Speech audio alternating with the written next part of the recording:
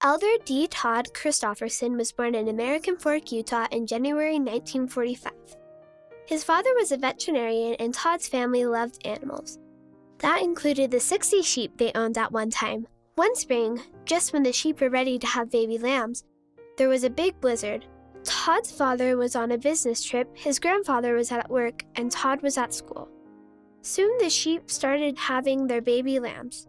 The baby lambs would die if they got too cold. His mother drove to Todd's school and brought him home to handle the emergency.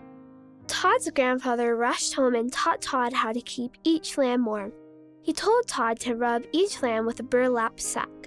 This would keep their blood flowing and keep them warm. Then his grandfather had to go back to work. Todd was all alone with the sheep. Could he take care of all of them by himself? What if all the baby lambs died, he thought. But he knew he had to do everything he could, so he quickly went to work. As each lamb was born, he rubbed it with the sack, and soon all the lambs were warm and not one had died. This experience taught him how important it was to do your best and to work hard in every task you do. Sometimes it's up to you to do a good job all by yourself. Another time, Todd had a job picking fruit at his neighbor's orchard. He would ride his bike over to the orchard early in the morning and pick fruit all day. One day, at lunchtime, he noticed he hadn't picked as many bushels as he usually did. He thought everyone would be disappointed in him or angry because he was behind. He hurried home to ask his parents to help in some way. But when he got home, no one was there. Suddenly, he had the thought to ask Heavenly Father for help. So he knelt in prayer. Right away, he felt peace inside, and he knew everything would be all right. He dried his tears, made his lunch, and quickly went right back to work. Because of that peaceful feeling, he knew Heavenly Father heard his prayer and would help him.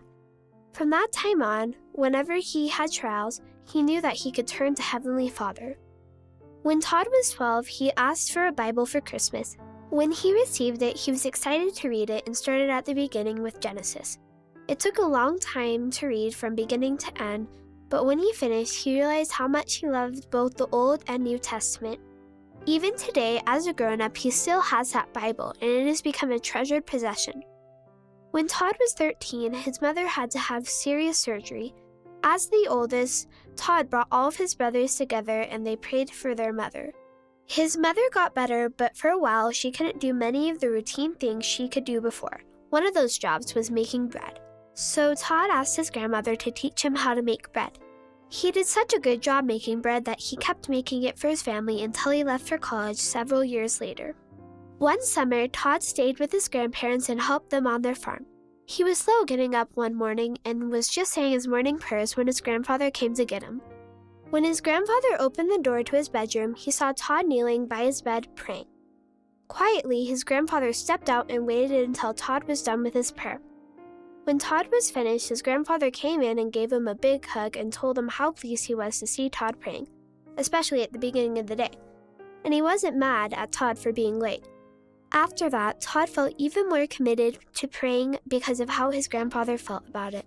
Todd and his brother Greg were in the Hill Cumorah pageant for 2 summers. One night after a performance, he decided to visit the sacred grove alone. He thought that this would be the most perfect place he could be to gain a testimony. He prayed for over an hour, but nothing seemed to happen.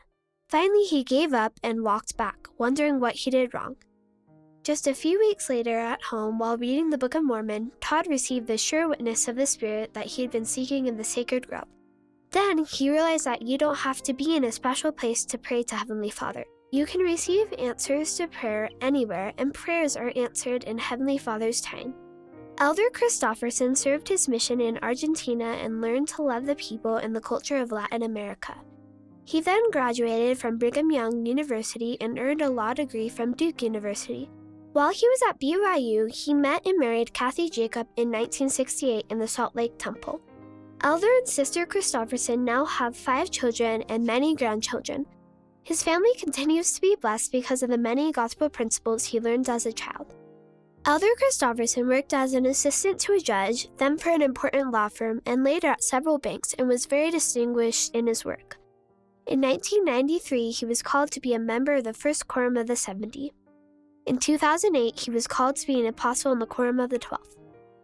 Elder Christofferson's life is a wonderful example that no matter who we are, or where we serve, we can always turn to our Heavenly Father in prayer. There is a great power in prayer. Sometimes it's all we have, but it will always bring the help we need.